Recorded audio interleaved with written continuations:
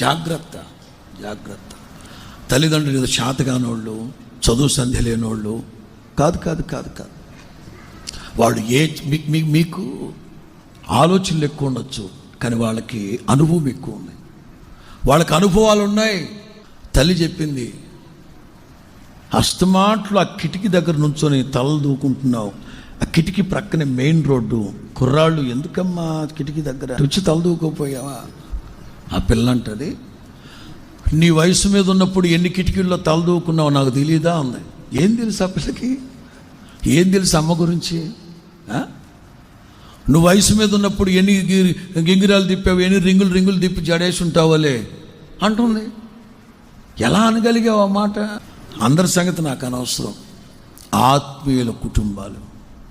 ఆత్మీయ కుటుంబాల్లో ఉన్న యవనస్తులు ఖచ్చితంగా మీ సొంత నిర్ణయాలు, own solo plans, exclusively decision making వద్దు. మీరు ఏం చేయాలనుకున్నా అమ్మని నాన్నని దగ్గర కూర్చొని అడిగి తెలుసుకుని ముందుకెళ్ళండి. సంసోన్ లాగా జీవితాలు అర్ధాంతరంగా నాశనం చేసుకోమాకండి పొరపాటు.